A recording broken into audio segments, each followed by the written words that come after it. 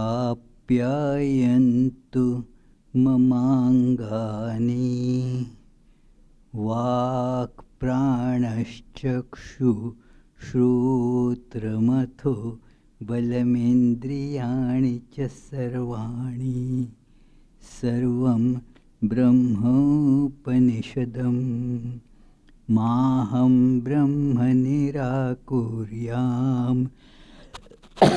मा ब्रह्म निराकरोत् अनिराकरणमस्तु अनिराकरणं मेस्तु तदात्मनि निरते य उपनिषत्सु धर्मास्ते मयि सन्तु ते मयि सन्तु। ॐ शान्ति शान्ति शान्तिः। Om. May all my limbs attain strength. May the body, the mind, all the sensory and motor organs become efficient and powerful.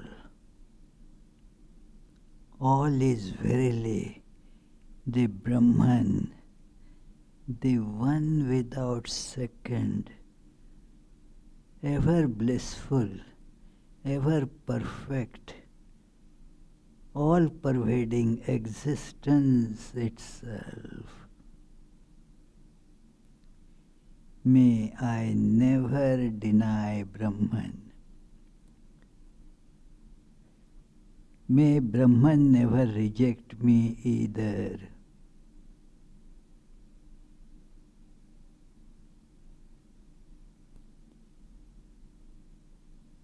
May all the virtues needed to be acquired for realization of Brahman in life, and which are spoken by the scriptures, be with me. Om. Peace, peace, peace.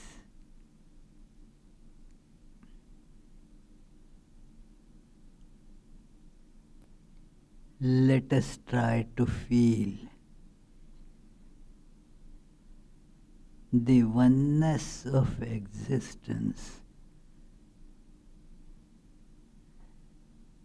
the statement of scripture that it is all one without second reality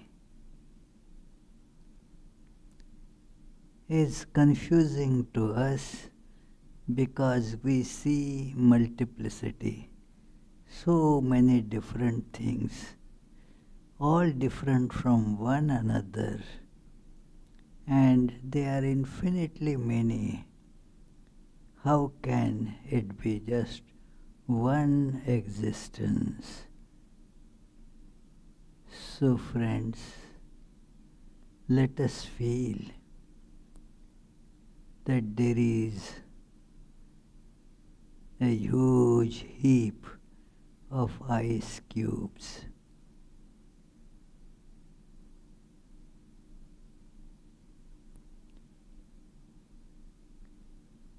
Kept in a warm room. I am one of the cubes and feel I am of such shape. This is my height, this is my weight.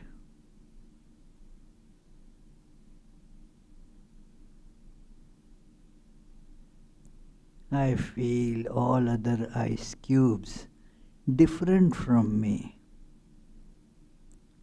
I form connections with them Some become my parents. Some become my siblings.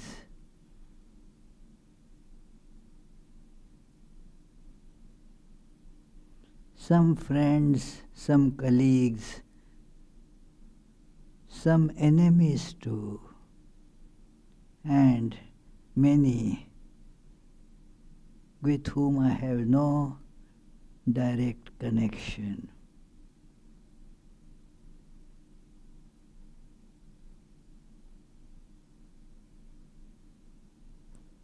I regale in my shape, my separate existence. How great I am, how nice I am.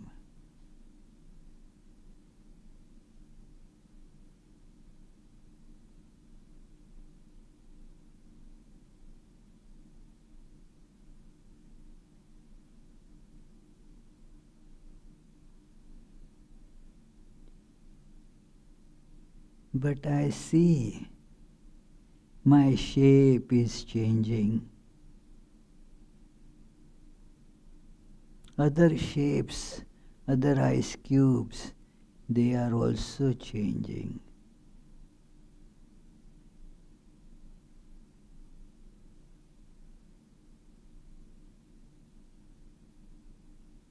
All are melting.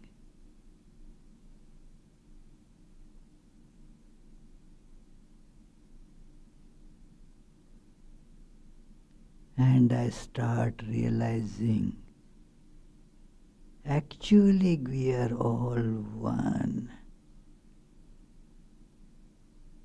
There is no intrinsic real difference.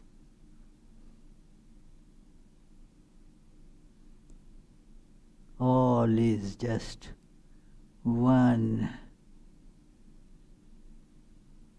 water.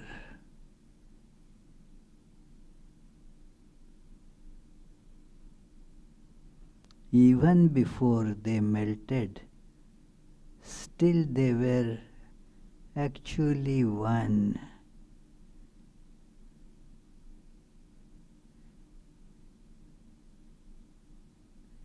I realize this.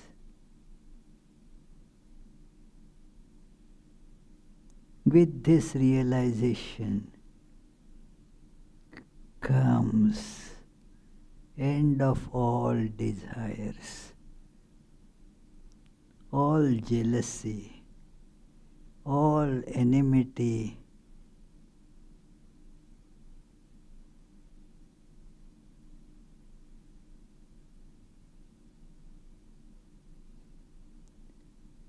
there is no birth or death for me.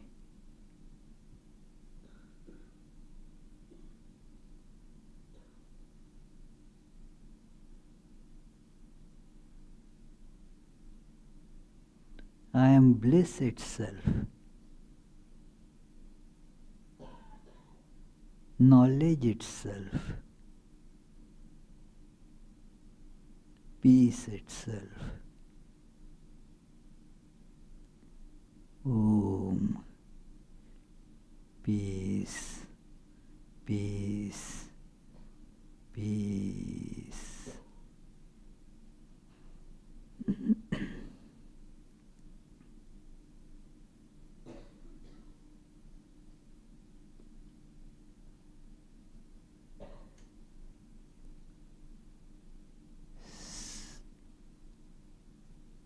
Let us begin, dear friends, this 211th class on this great text, very popular text amongst the students of Vedanta.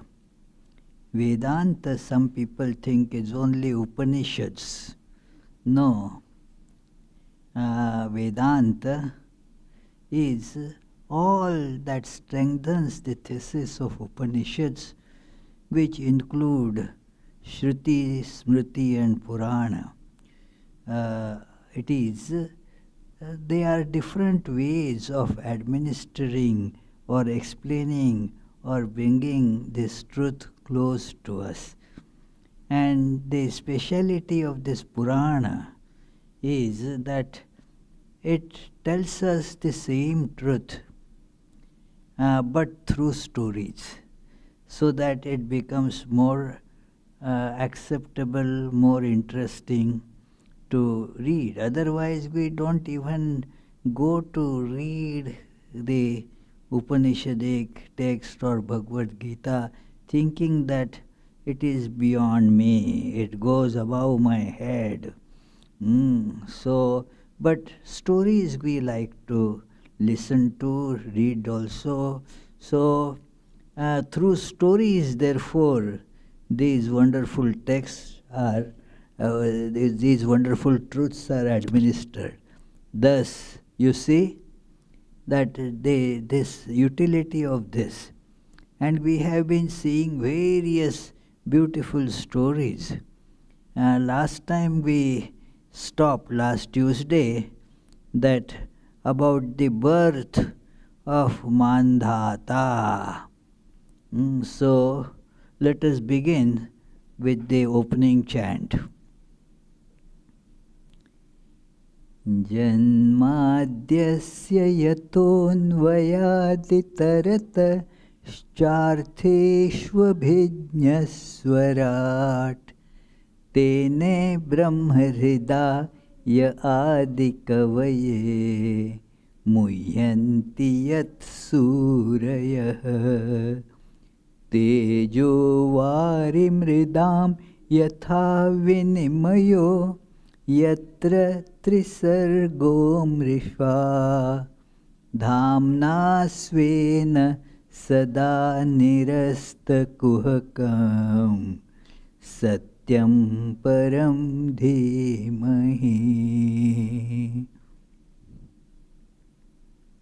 That from whom creation, sustenance and dissolution of the universe take place, who is both the instrumental and material cause of it, who is omniscient, is the only one having self-mastery, being the one independent entity who illumined the mind of Brahma with the Vedic revelation, whose wisdom is the wonder of even the greatest sages, in whom the world of the three gunas subsists just as the combination of materials like fire, water and earth subsist in their causes without changing their elemental nature, in whose consciousness there is nothing false.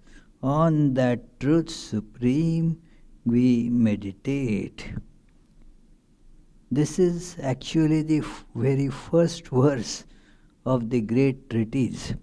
Srimad Bhagavatam begins with this verse and tells us the substance of this text, meditating on the truth, thinking of the truth supreme.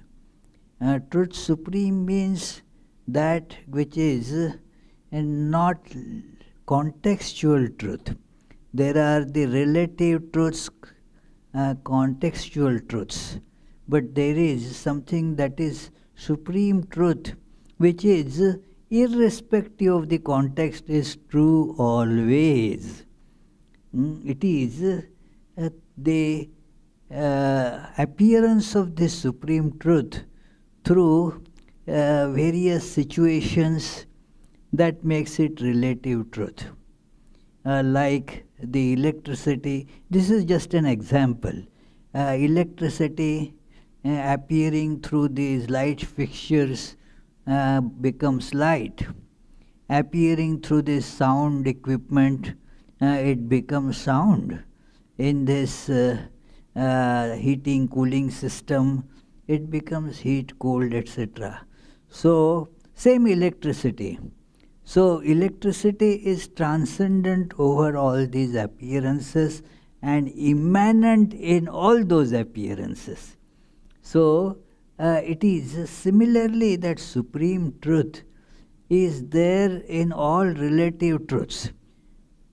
But these relative truths, as the situation changes, they become then irrelevant or not truth. It is the simple example, what is the date? Today, here you will say, it is October 31st. Think of somebody in Australia, they will say, no, it is 1st of November, because it is contextual, you see. It is contextual in all the sciences, for example. It is a contextual truth. All physical sciences, they depend on the signals that we get through our 5 sense organs. If these sense organs are different, then those truths will be different. It is thus these are all relative truths. It is within a particular relationship, within a particular context, they are applicable, not beyond them. But the truth supreme is the same in all. So, and that is God. Many question, what is the proof of existence of God? God is the truth. People like to connect with God as truth, that because everybody respects truth. So, God is the truth itself, truth from all angles, from all sides. It is the relative truths depend on your position. So, it is, for example, is New York towards south of this thing, towards south or north? So the person in Providence would say, well, it is towards south. The person in Philadelphia will say it is towards north. So it all depends, what your position is.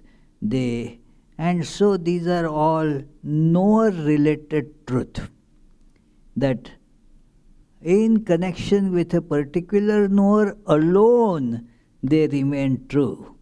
But it is the truth that is God, or all-pervading reality, that is the same in all different contexts.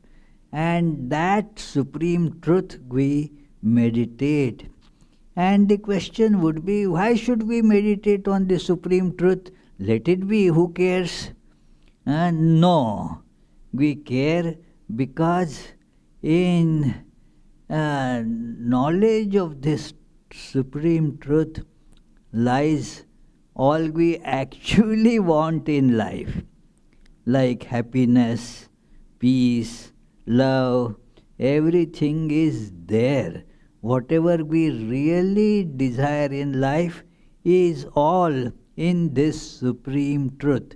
That is why the supreme truth is so important. That is why it is the goal of life. Yes, thank you. You agree, I understood. Yeah.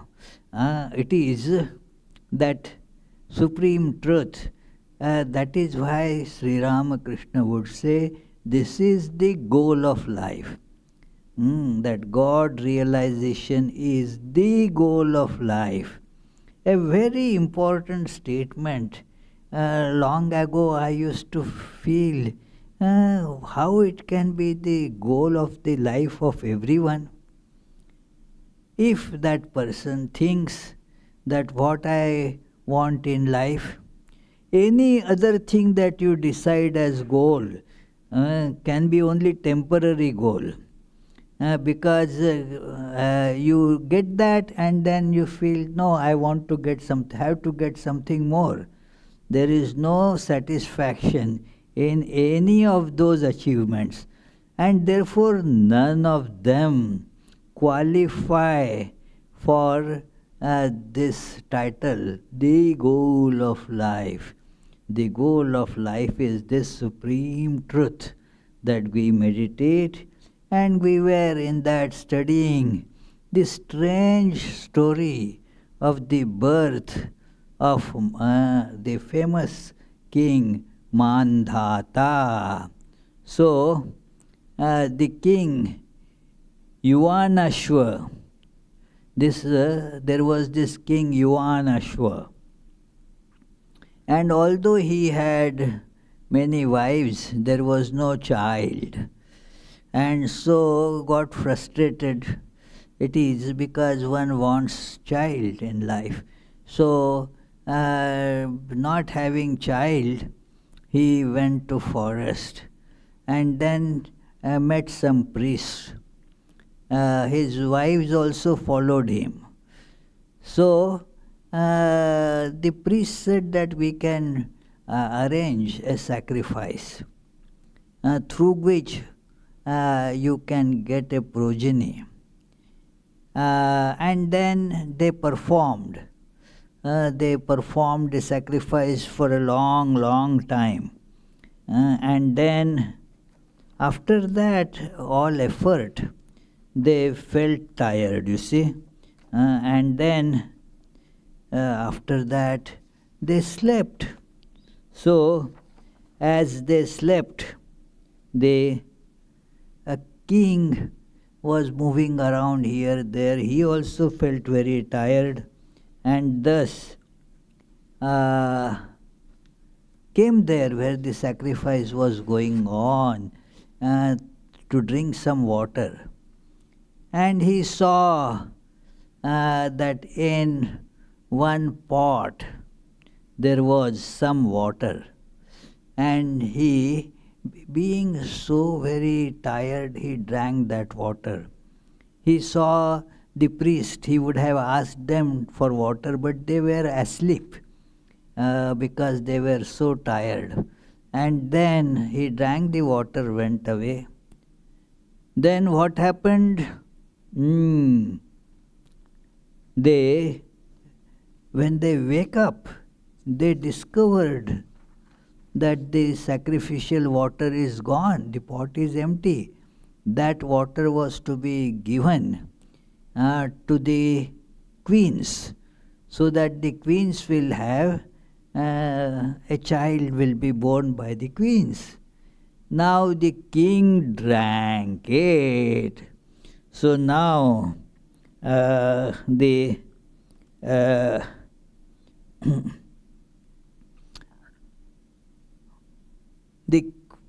priest then just exclaimed in horror that now what will happen? Who knows? King drank it. It was supposed to be drunk by the queens, the women. Now king has drunk it. What can happen? They had no idea.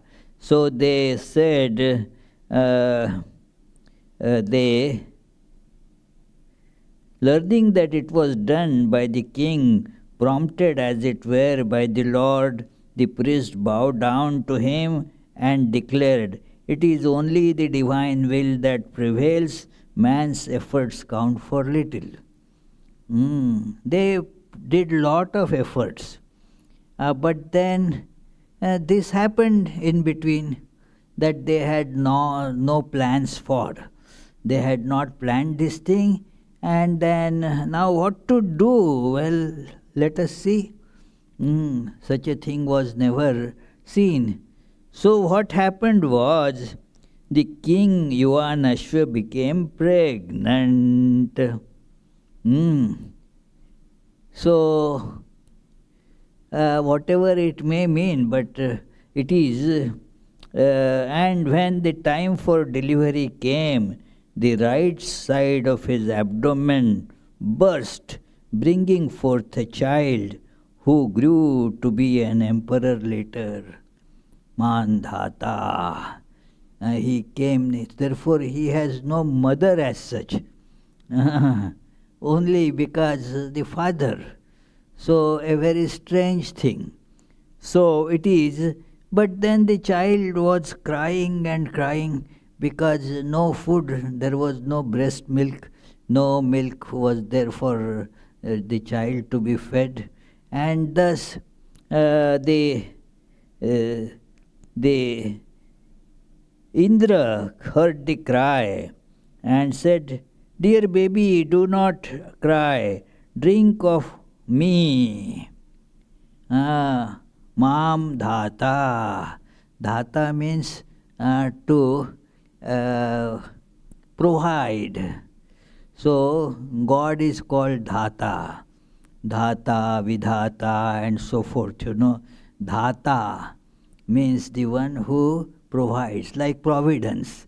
Providence, Dhata. So, Mam Dhata. So, get your nourishment from me. So, they and put his thumb in the mouth of that little baby. And the baby started sucking the thumb. Now also, therefore, you find little babies, do they not put their thumb in the mouth? So that is from this.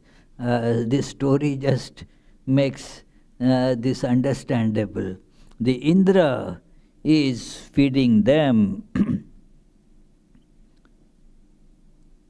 This father of the king, Yuvanashva, in spite of his abdomen being rent, providentially survived.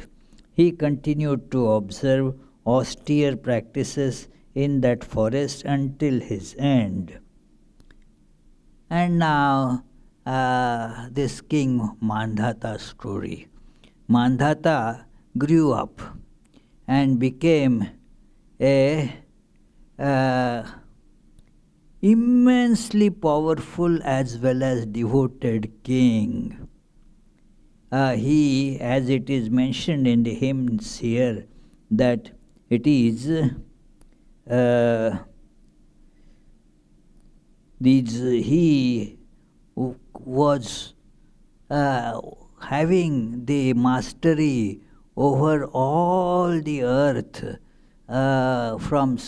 It is shown that from horizon to horizon, in all horizons that one can think of, it was the kingdom of Mandhata.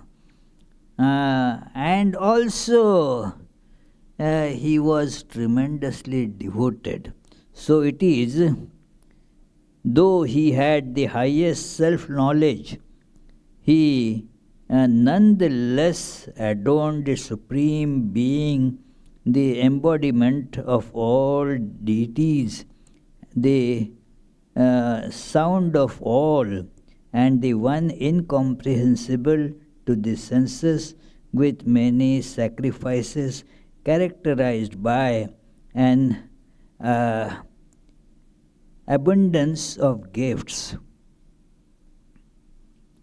This is an important aspect of Vedanta, which many times gets missed. Those who are busy in following the religious rites, rituals, and so forth, going to temples and doing worships and all, they do not see this principle that is your very self and is all-pervading reality that is being worshipped. There is no difference between them, like worshipping Krishna and worshipping Shiva or adoring any such being. They do see that as if they are different. So, but the truth is that these are again manifestations of the same one reality. And while worshipping, one must be aware of that. That is why the great statement of Vedanta, that thou art that. All these deities are to be worshipped within your heart. Where is the deity to be worshipped? In your heart. For worship, you invoke the deity from your heart and then request the deity to come out so that I can do worship. And then after the worship, the deity again goes back to heart. That is the nature of worship. That is called Visarjan. There is a beautiful incident happened in Belur Math during Durga Puja. Durga Puja, it is every day the brahmachari who worships goes to the president of the order, and after saluting the president, tells that today is this day, and this worship president speaks a few words, and that's it. So that day, 10th day, when there is the what is called Visarjan, that the last day of the worship, and then the worship, after worship, the image is immersed in some big water body in Belur Math those days, and now also it is immersed in Ganges. So this brahmachari, like usual, went to the president. At that time the president was Swami Vijnanananda, a direct disciple of Sri Ramakrishna, whose birthday will be celebrated on 4th November. So he asked the brahmachari, okay, today is Visarjan. He asked, okay, where will you be doing Visarjan? And the brahmachari was perplexed by this seemingly, that question that has obvious answers. In the Ganges. In the Ganges? Yes, every year we do the same, after the 10th day's puja, that is called Vijaya Dashami, we immerse the image in the Ganges every day, every year. This is the tradition. That is what we do. Vijnanananda looked, really so? You immerse it in the Ganges? No, something is wrong. Then the brahmachari saw that the real text in the ritual is that the goddess, after accepting the worship, goes back to the worshipper's heart. That goddess is immersed actually in the heart. Then the external, whatever, that structure is discarded in the Ganges. There is no, deity is already dissolved in the heart. So that is how the God is our very self. That is to be impressed on ourselves. Otherwise the worship moves away from the philosophical truths of Vedanta, and then it doesn't yield any this desired result mentioned in the scripture. It is the Upanishads therefore decry the worship of some external deity as outside.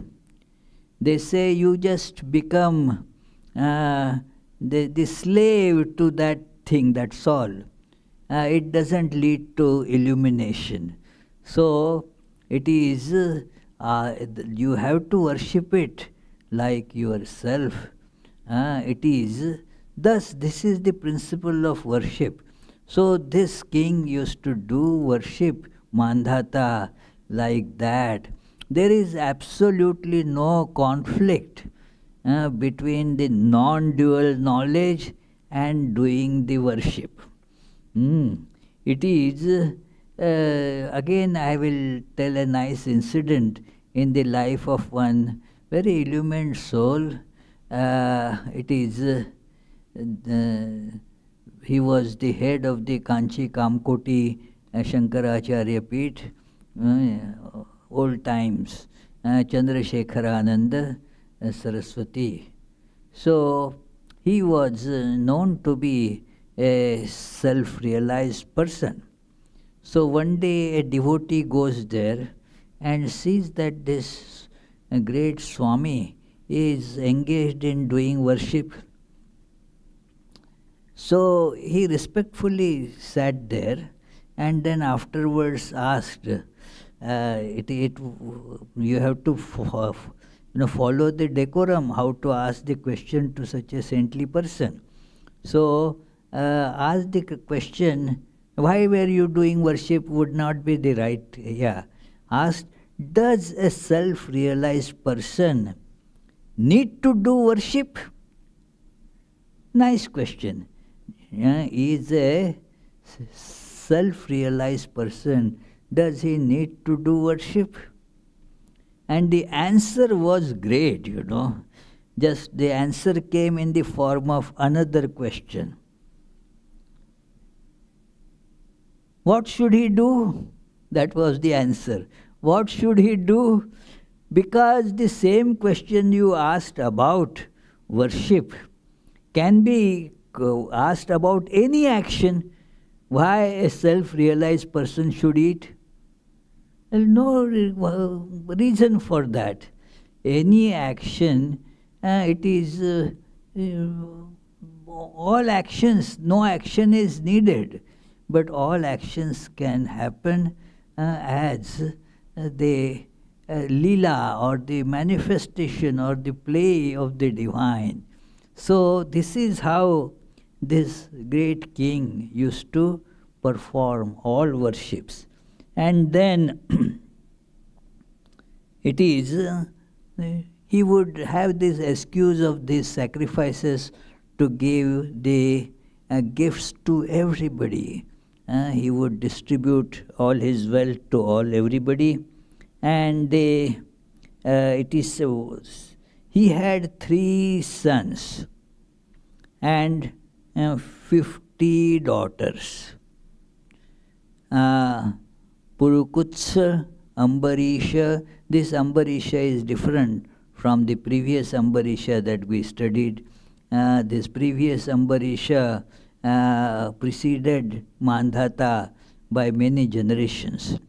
But he had these 3 sons, Purukutsa, Ambarisha, and the great yogi Muchakunda. And he had 50 daughters too. And then they all married to Rishi Saubhari. How did all of them got married to one man? What is the story behind? There is a story behind it.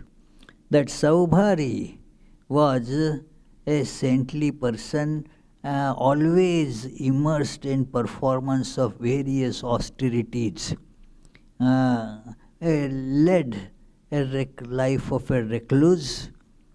And then one day, as it happened, when Saubhari was taking a dip in the river, he saw a mating couple of fish. And then that generated a desire.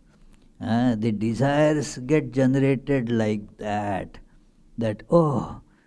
Because that thing is deep, that impression is deep inside. So when you see something, that impression gets woken up.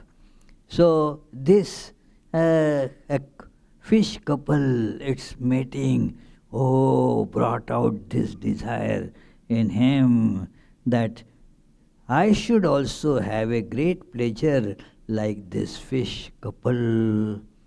So it is important, that how the mind gets dragged. Indriyani pramathini haranti prasabham manaha. In the 2nd chapter of Bhagavad Gita, it is told that when some external titillation comes to the senses, they see something. Means those senses, actually mind is seeing it. And then now the mind becomes so perturbed and feels, oh, I also should have all these pleasures. Why should I not have them? Even the fish couple, they are having this pleasure of mating. I also should have it. And then what he does? He asks the king that, give me one of your 50 daughters. What a question, isn't it? That it is. Now he is a mendicant following austerities. Why should he go to the king with such a request that give me one of your 50 daughters? But then when the desires overtake, one loses the sense of shame. There is a saying that is in Ramayana, Kama Turanam na bhayam na lajja.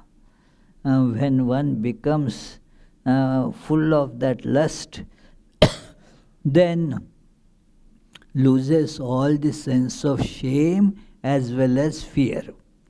It is, he didn't think what will people say, that this person whom we respected as a person of that mendicant mold and performing austerities, this person, like an ordinary fellow, fell to this such attraction, got tempted by this. Well, anything is enough for temptation. It is, you may have a lot of dry wood. A small spark will be enough to ignite it. It is, hey, how this was a, well, a spark is enough. So, that it is to warn the spiritual aspirants that how careful one should be while being practicing the disciplines, especially those who are dedicated to it. They are practicing monastic life and so forth. So they should be very, very careful. Otherwise, they can easily slip down. It is in Bhagavad Gita, in the last 20 verses called Sthita Prajna Lakshana, there is the signs of the person of steady wisdom. There is a description how this downfall happens. It begins with a very small something. It's just a very mild sensation.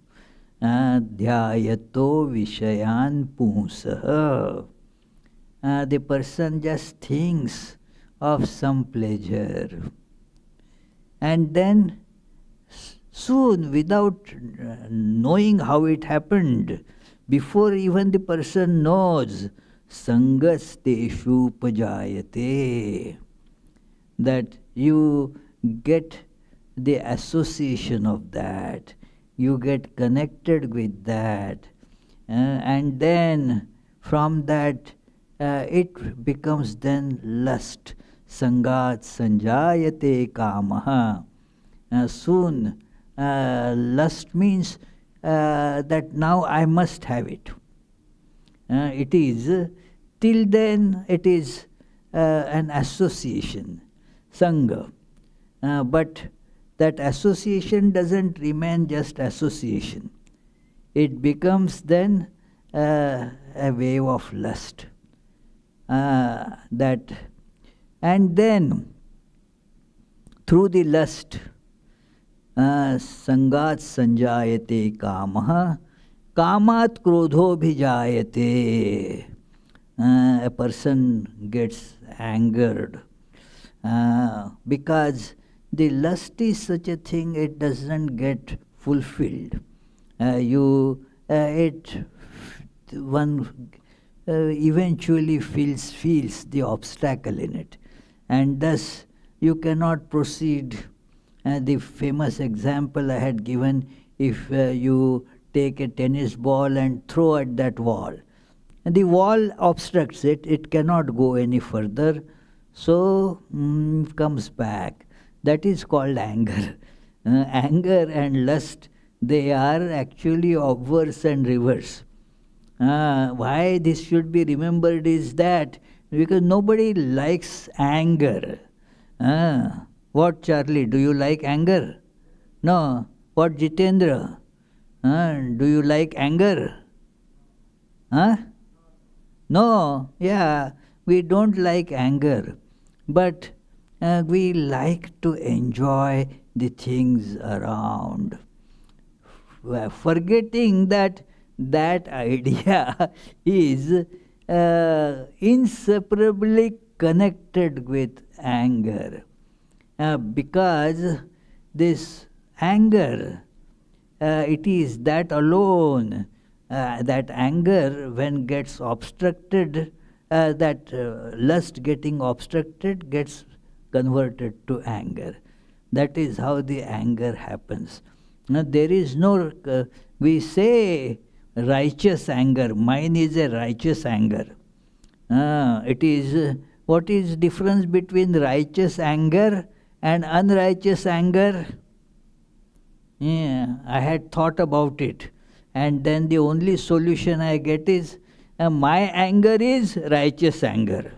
And somebody else's anger is unrighteous anger. That is the only difference.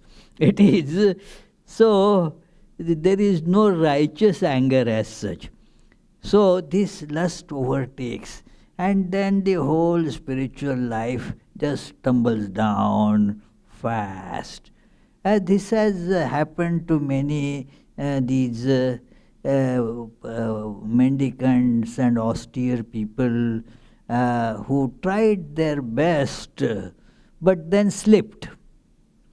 And then after you slip, you come down. Shankaracharya says that if a ball is dropped at the top of a staircase, it keeps on coming down with more and more momentum. Every fall gives it more momentum. So that is how this simple thing caused such a problem in the life of this mendicant Saubhari. So, see, they were calling him Rishi Saubhari. So he had the respect because of his austere life of control of senses.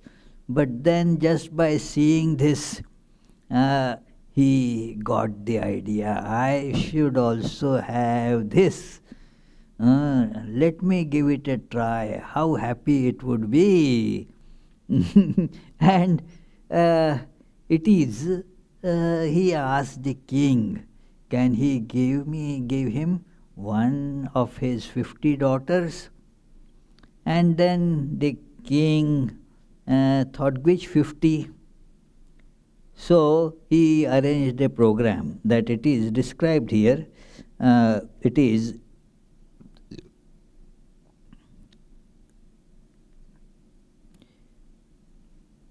is the king arranged a ceremony like a swayamvar. That it is, okay, vara means the groom, and then the woman will choose for oneself. So it is he would arrange a function of bridal choice at which a daughter of his would be free to choose him. Why should I tell a daughter that it is their free choice? If they want to marry you, they will, otherwise not. I will call all of them and let us see who chooses you.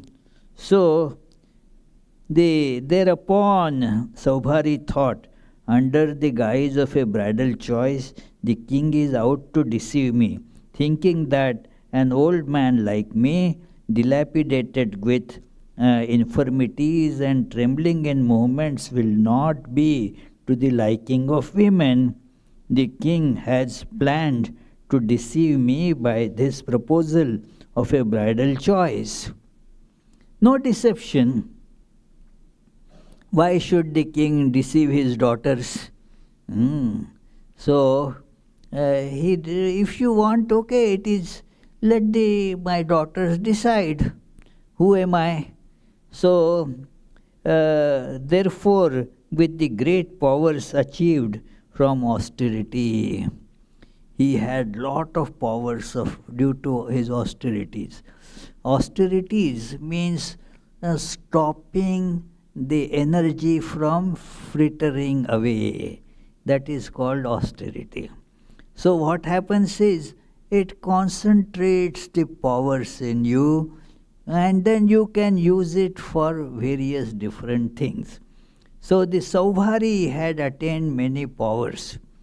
So with his powers derived from this, he thought, I shall make my body attractive even for celestial women, not to speak of the princess in view. So that is how he thought, and so he made himself very pretty, very beautiful looking, handsome guy, radiating his charm everywhere, very charming person. So there is this story of Narada like that. Narada, he was walking, doing that all chants, Narayana, Narayana, Narayana, and then he saw there is a Swayamvara going on. He thought that he also should go in. He thought, I am so devoted to God. So he thought, just going in this appearance, with all that matted hair, and this princess will not select me as a groom. So, but I can easily manage a very nice, charming form. So he goes to Vishnu and says, shamelessly now telling Vishnu this, oh, I got a desire. You know me very well. I am your close devotee, isn't it? He used to take pride that I am your closest devotee. I am your close devotee. So I came with a request.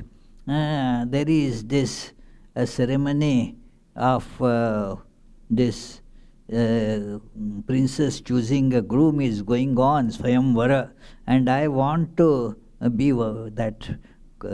in the competition. So it is, but this appearance. So now please give me your appearance. With your shining, wonderful, glorious appearance, then I am sure to get the hand of the princess. And the Lord smiled. Really, Narada? Okay, tathastu, may that be so. And Narada rushed towards that venue. And as he entered, everybody was laughing at Narada. And he didn't understand why that was. The princess, she laughed and went away. And then Narada was wondering why this is. And somebody said, oh, look, Narada, look at your face in the mirror. God has given him a monkey face, you see. It was looking like a terrible monkey. So it is, and he became so upset and angry, went straight to God. And then, when anger now, the lust is obstructed now. And so the anger comes up, and he scolded Lord, left and right, and kicked him on his chest. Imagine, Narada, the great devotee, and kicked the God in his chest, and then felt so bad about it. And God said, "Don't worry, I do always the best thing for my devotees. Your mind was slipping, so to protect you, I did this. And I don't mind even if you kick me." So it is said that Lord Vishnu is still keeping the footmark of this Narada's kick. So it is, one gets tempted in life, and so one must never let this guard be off. One must always be on guard, friends. Let nobody think that I am above all these things. No, nobody is above. Narada tells in his bhakti aphorisms that it is one has to always be watchful and disciplined, even if one is a great devotee. Those who are not devotees at all, that is their life is like this. So they won't fall unless you are at a higher level. It is no fall is possible. If I am on the basement, there is no chance of further falling, you see. So it is, but if you are going top to the tower, then be very watchful, be very careful. So in a life of devotion, this is the case. So Saubhari, through his powers, changed the rustic repulsive appearance, and beautifully, charming, handsome, and nicely attired, beautifully attired one. And what happened was, we shall see the details in our next class, that they all 50, all of them chose him to be their groom. All 50 of them, and they were quarreling amongst themselves naturally, that it is, I am the most suitable for him. Other would say, no, you silly, you cannot be, I am the most suitable one. And then all these, but he said, no, all 50, okay, come on. So it is, and then what he did again, he used his powers generated through austerities, and then lived a life of great luxury, made a nice palace, multiple palaces filled with all the luxurious things, and then lived happily with these 50 these damsels. So it is 50 wives, and he was with them.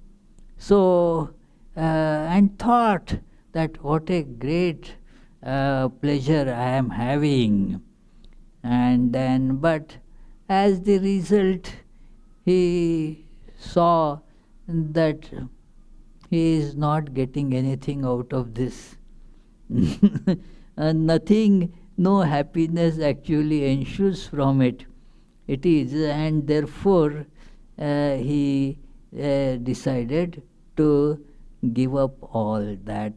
And so this we shall read that part of the story in our next class.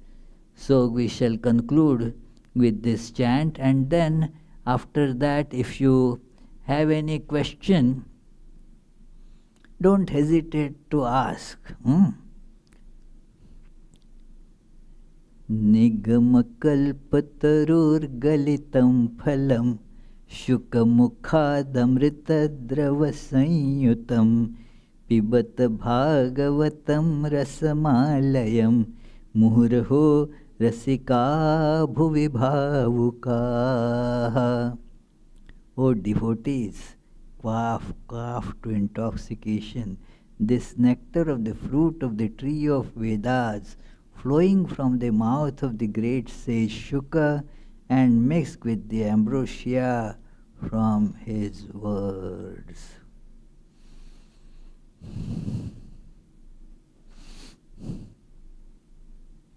Anybody has any question? What, Srikant, do you have any question? No. No question here. Any question on the web? Or web people, they have question.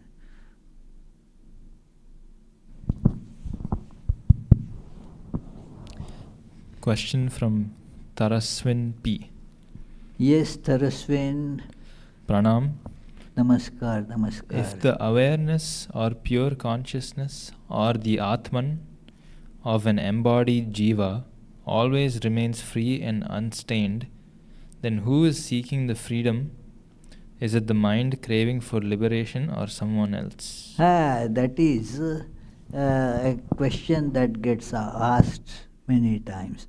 That the Supreme Self, one is established that always, so that Supreme Self is always in bliss. The Self, then who is seeking knowledge of that Self? Who wants this knowledge? This question comes in scriptures again and again. Who wants this knowledge? You cannot point out to that entity. It is because such an entity in itself doesn't exist. There is a conversation in the commentary of Shankaracharya on the second verse of the 13th chapter of Bhagavad Gita, that his opponent asked him the question, okay, tell me who is in Maya, who is having ignorance? And the answer was given in a different manner. He said, another question was asked, why do you want to know who is in ignorance? Oh, one must know that, because when you know who is in ignorance, then that person can be freed from ignorance. That is why we have to know who is in ignorance. Shankaracharya says, the one, whosoever is in ignorance, let that fellow worry about it. Why you are worried? And then the opponent says, oh, I am in ignorance. Then why are you asking me? Whatever we feel as I, that is a separate something, tied with body and mind, identified with body and mind, but cannot be specified. Whenever you specify, then that you are pointing to mind or body, they are not getting liberated. It is who is in ignorance. That question is an invalid question. The one who feels that I have ignorance is in ignorance. It is, I am in ignorance, so this question applies to me. And so you know already who is in ignorance. That person cannot be specified. This is to be remembered. Good question, Tharaswin. Are you satisfied? Okay. Any other question? Okay, then. We shall conclude with the closing chant. Tomorrow is the day-long meditation. Before that, of course, there is the Karma Yoga, guided meditation, and then day-long meditation. You can attend whatever you want. That is on, yes, you are right, on Sunday. The clocks, you will get an hour of extra sleep, you know. Very welcome, isn't it, Ritu? Yeah. Immediately her face flashed a smile. 1 hour extra sleep. Yeah. Mukund Madhav Govind बोल. Oh, it is all gone, you know, because I didn't press it in time. So, Mukund Madhav Govind बोल, केशव माधव हरि हरि बोल. मुकुंद माधव गोविंद बोल, केशव माधव हरि हरि बोल. हरि हरि बोल, हरि हरि बोल, हरि हरि बोल, हरि हरि बोल. कृष्ण कृष्ण बोल, कृष्ण कृष्ण बोल, कृष्ण कृष्ण बोल, कृष्ण कृष्ण बोल. मुकुंद माधव गोविंद बोल, केशव माधव हरि हरि बोल. केशव माधव हरि हरि बोल.